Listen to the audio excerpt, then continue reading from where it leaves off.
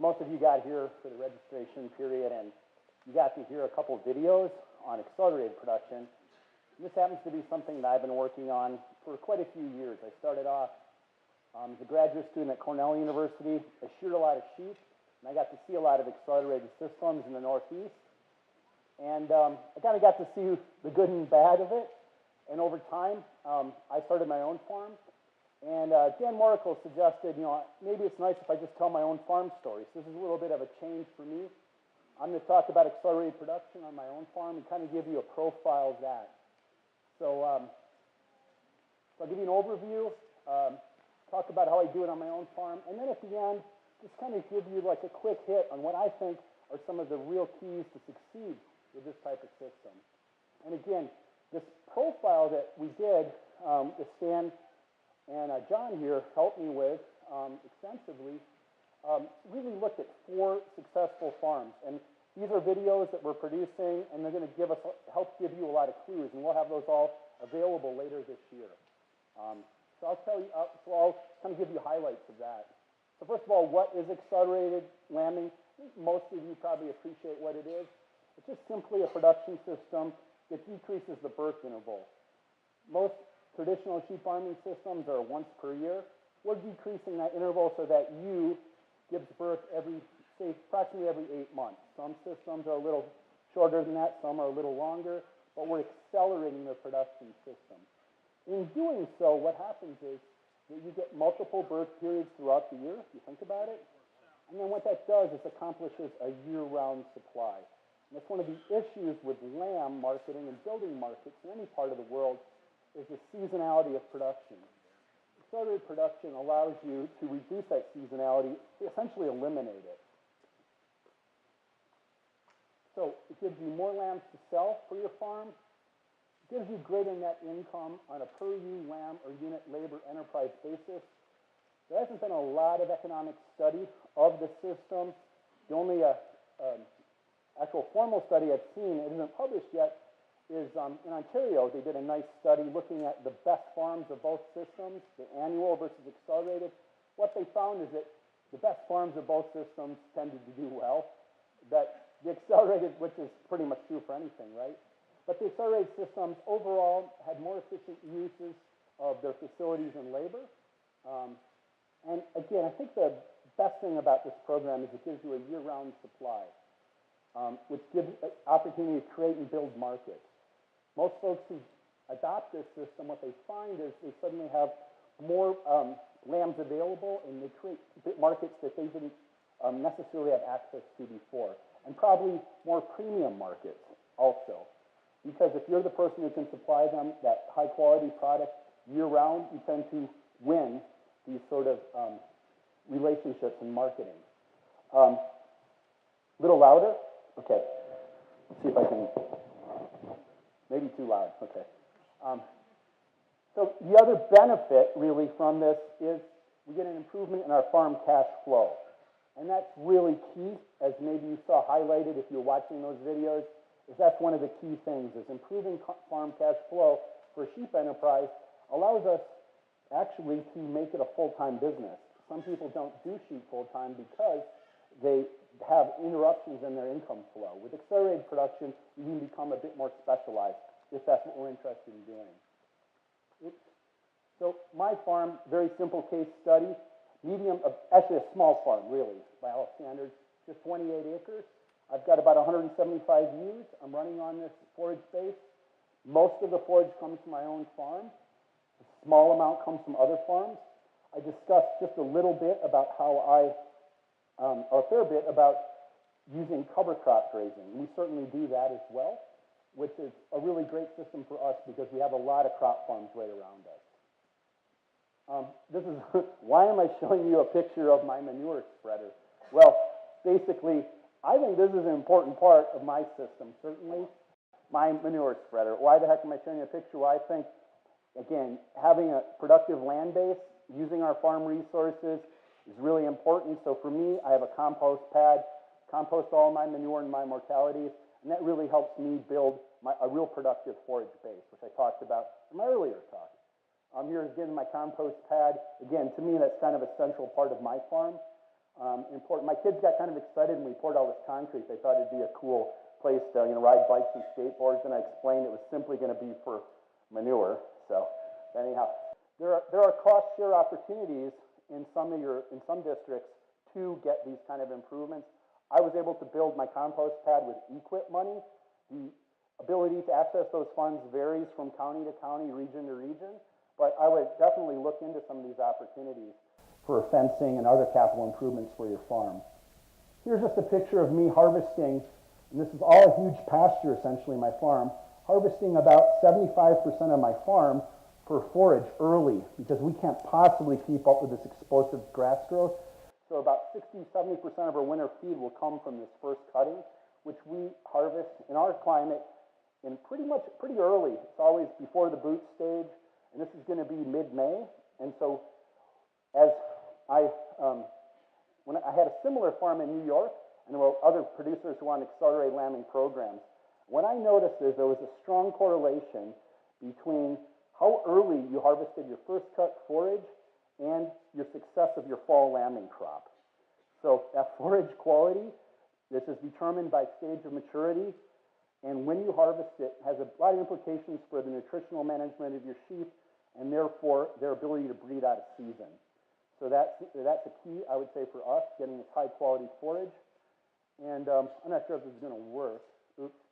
I had some animation here, but it's okay. It's just a picture of me cutting a field for silage, and it's not going to make or break my talk to show it. It's just, but you can't really see it very well here. But I actually show, you don't have access to that computer, John. It's okay. In the interest of time, we can move on from that. But here's another important part of any farm is your labor source. And this is a family operation, so my personal story would be, heck, why do I have this farm when I got this day job? And, it's a lot of work running an accelerated sheep production unit. Well, for me, my personal story would be, it was kind of for these guys, my kids, to give them some education in farming and in life, right?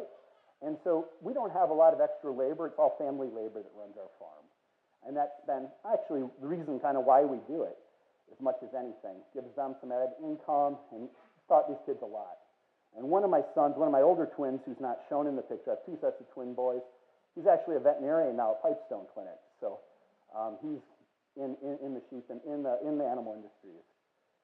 Again, our silage harvest system involves cutting this stuff early. Here's just a picture of my kids picking up round bales early in the year, and we're getting ready to wrap them. And again, this is another video, which I can't show, I guess, control from here. But it just shows you, do you see this stuff here? It's Electronet. We couldn't get quite the perfect length of Electronet to fit our farm from Premier, okay? They sell it in pretty standardized lengths. So we had to overlap it here, which is no big deal. But it's been a really important tool for us to harvest our forage on our farm very efficiently.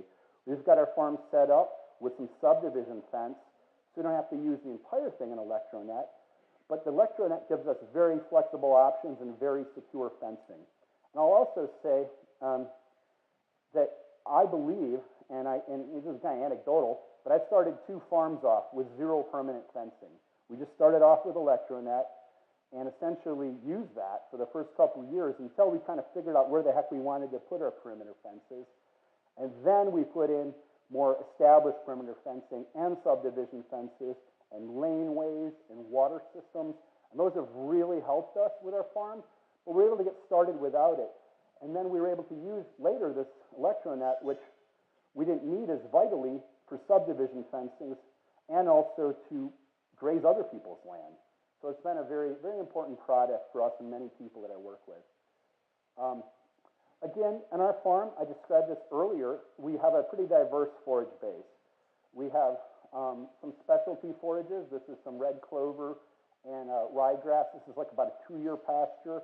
We tend to use this on our sheep that need the best feed. And they would be lactating ewes in late pregnancy, mostly lactating ewes though, and growing lambs. Again, I showed you some pictures earlier of these forages, but we'll grow some of these specialty, this is a forage radish again, And these are another part of our system that allows us to meet the needs of these highly productive sheep. Again, by decreasing the birth interval from 12 to 8 months, you're taking away a lot of maintenance feeding, which is, where you have animals standing still. So these animals are in a productive state most of the time. They need a little better feed. So we provide that with higher quality forages so that we don't have to feed them quite as much expensive grain. We can combat that with high quality forages for much of the year. And again, fills in some of our gaps in forage production and also extends our grazing season as well. Here's again some pictures of this forage rape that I showed you. And we've had a lot of field days. My farm served as kind of an education center, just like Premier, in the sense I've used my farm quite a lot in my extension programming. The good news is MSU kind of caught up and made a big investment in our university farm this last year, and we've changed it dramatically. We built a whole new barn, so the need for me to use my own farm as a demonstration has become far less. So that's been kind of cool also. Here's another video of grazing lambs in kale, and it's just kind of interesting because you can't even find the lambs in here. You can just see the plants kind of moving around, and that's kind of, so they're actually afraid of it at first, and you could imagine, but eventually they start grazing it, and we strip graze this, and it's a bit of a challenge. It's one of the things about electronet. How do you run electronet through that, right? We have to trample it first, and that's not hard to do. We usually trample it with this wheel traffic, like with a, although I have had kids, when the stuff gets so tall, get lost in it, and have a hard time finding their way out of it, so with an ATV. So another part of our farm, as I mentioned earlier, is that we take our ewes that have lambed in the spring, during late summer, during the breeding season, and into the fall, we put them on cover crop grazing. So we move them off of our farm here onto a neighbor farm. And then usually, I showed you that slide earlier, we walk them home. Here's just a picture. This is taken with my son's drone. So it's not very professional photography. But, if I did get to show the video, it would just be very noisy and irritating. But you kind of get a picture that here's cover crop grazing. Okay, here's our flock of sheep right here. Here's what they did graze, and what's kind of nice about, if I could show you the aerial view, is it's a huge field. And so, the cost of putting in this cover crop grazing is pretty darn cheap. And, we never get through it all. We just have so much extra every year. I reckon I could have, 4 or 5 times the number of ewes and still have tons of cover crop grazing all around me. And I'd never saturate the capacity in my area to do this. But there's the place we graze, the place we're grazing, and we don't pound it into the ground. We do leave enough residual, so there's enough ground cover so that it kind of still protects the land from potential erosion hazards. So I think that's kind of a critical part, is how far to graze it. Again, it's a picture I showed earlier of sheep grazing in winter through the snow. And here's another picture of this stuff, electronet here using in our cover crop grazing scheme. Again, very important. And here, in this case, this particular season, the oats got a bit too mature, but it was no problem. Sheep ate it just fine, and it provided good organic matter for the soil the next year, the amount that they didn't eat. And the nice thing about using oats in a cover crop is it doesn't survive and the winter. And most farmers or crop farmers, they don't have to kill anything in this field. They don't have to spray any herbicide. This is just a dead field they can do some tillage on and seed. Showed you that one. So summary of our forage program is this is all on 28 acres, intensive grazing, 2 to 3 day pasture rotations. We've reduced it when one of my kids had more time in the summer. He was moving sheep every day or every 12 hours, and that was nice. We got a little bit better forage utilization, but it's kind of a balance point with labor doing all that. But with having water lines in all our pasture, we have those poisson valves, those quick connectors, and that really allows us to bring water to our sheep very quickly in any part of our farm, and that allows us to do these shorter rotation, smaller pastures. So all of our pastures are harvested for baled silage if it can't be grazed before reaching the boot stage as a general rule, and we focus on top quality silage. forage, whether it's in a grazing form or for silage. Okay. Genetics, I don't know, I try to think of traits of sheep more than pure breeds, but our sheep just trace back to thin Dorset cross ewes that we got in the northeast part of the country from Cornell University when we first got started. That's where I started my farm when I was in New York State, and we've kind of improved them a little bit over time using some Ile-de-France, some Polypays. We have truly a hybrid sheep. They're a very prolific sheep. They tend to lamb over 200%, and they're more muscular than a lot of your typical white-faced maternal breeds. And I think they've worked really well. The 4,000 ewe farm that you saw in New York State uses these same genetics, and so I've got a pretty good test of these on a large scale. So we select pretty rigorously for out-of-season breeding. These ewes need to be able to breed out of season, and we're very conscious of selecting for prolificacy in out-of-season breeding too. So we want ewes that can raise at least twins during the fall and never miss a beat, never miss a lambing interval. Again, we've kind of improved our sheep. Here's some pictures of some rams with a little more Ile-de-France breeding, more muscle, probably a little earlier maturing sheep. Quite frankly, we've had a hard time finding high-quality Polled Dorset genetics that are of the old type, so we kind of switched the Ile-de-France as kind of a proxy, and actually it's been a very good breed, and we think we've got some benefit. There's never it's not a perfect sheep. Some of them have too many lambs, not enough lambs, you know, there's different things. This is just a picture of our lamb crop. This is a video. Unfortunately, I don't think I can play that. Okay. It would give you a pretty good idea what our barn looks like inside. But our summary of our genetics are our flock is derived from thin Dorset stock. We've added some breeds to improve their muscling, their milk. Mature weight is a pretty moderate size animal. We don't want really big sheep. We can take ewes of this size with the correct terminal sire and create 140-pound market lambs still. Okay? In Australia, they do that all the time. They create large lambs for export in the United States from 130-pound ewes by using the right terminal sires. No reason why we can't do more of that. Our mature ewe lambing percentage varies from a little under 200% in the fall. Sometimes we hit 200%. This last year, we were above it, to up to 240, 250%. Right now, we have ewes lambing at home right now, actually, and they're over 240% this particular period. And our conception rate's been excellent. And again, we've been selecting these animals. So our conception rate in the spring has been above 85% for the last 6 or 8 years, and that's been really good. Just a picture of our feeding system. We have a medium-sized farm. We're not probably going to feed corn silage because we don't have the scale of production to justify it, unless I could get it from my neighbor and he already put it up. Because we probably couldn't feed it fast enough from a bunk to get it fresh. So we use baled silage, which we bring the bales into our barn. We have a center aisle feeding system designed just for a skid loader to fit in.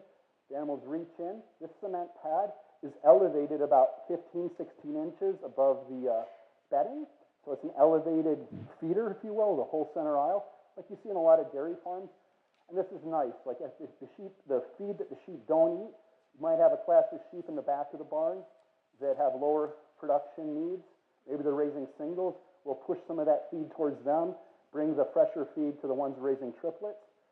Our system's a component system. We don't have a TMR. We feed TMR rations to all the sheep at MSU to do research, but we just feed them high-quality grass silage. Here's a picture of my old barn of us slicing a bale with our skid loader. So we've got this bale slicer. It's a really crude thing, but it works pretty well. We slice our bales, and we can feed them right in fork out the feed pretty quickly. And then we feed grain on top of it. So it's a component system, but it works pretty nicely. Our barn is new because when I moved to Michigan, there was no farm there, so we just built a new barn. It has an insulated lambing unit, and then since this is an early picture, since I took this picture, we built an outside winter feeding yard, which I'll show you. Handling, of course, of any sheep production system is very important.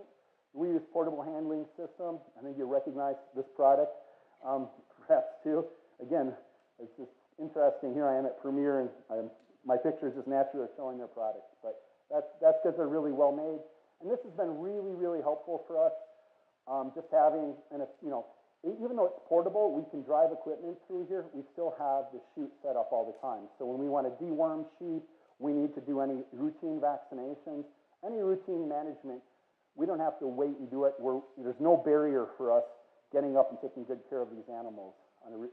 Here's our outside feeding yard. We've built off the barn with bunk feeders that allow us to feed lambs, market lambs, or about this time of year, we take the ewes that are going to lamb in May off winter pasture, and we start feeding them during mud season indoors and on this cement.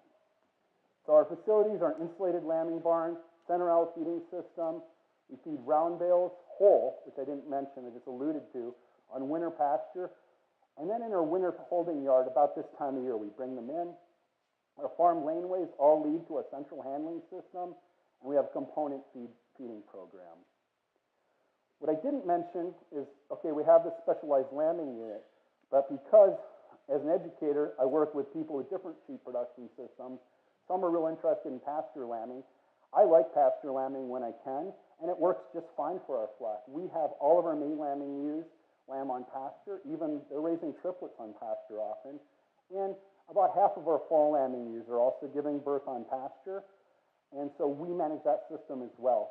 About halfway through the fall, as the weather turns sour and too cold at night, the risk of hypothermia in newborn lambs is too great during cold fall rains. We'll move them inside. But we use pasture birth system. And last year, we were able to keep our fall lambing ewes outside into early December. And most of those lambs were 50, 60 pounds and very cheap cost of production.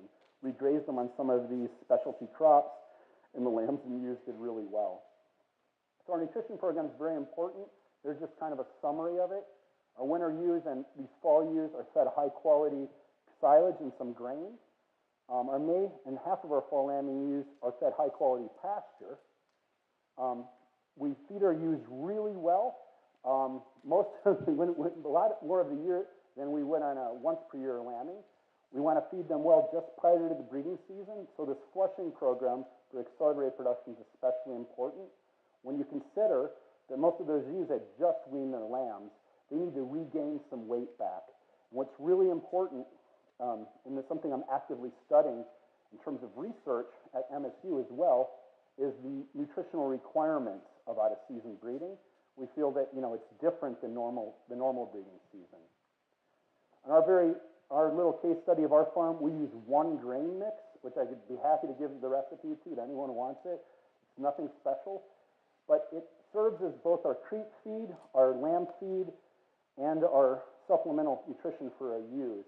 It keeps things simple for us, and we're able to get very good growth in all of these classes of animals just with this one ration, and that simplifies our farm. Again, we have a smaller farm.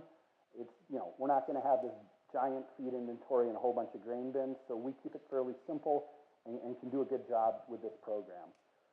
Again, we're careful in managing our body condition of our sheep, which I'll get to show you this afternoon, so I won't talk about it, but we want to make sure they're in the proper condition for their stage of production.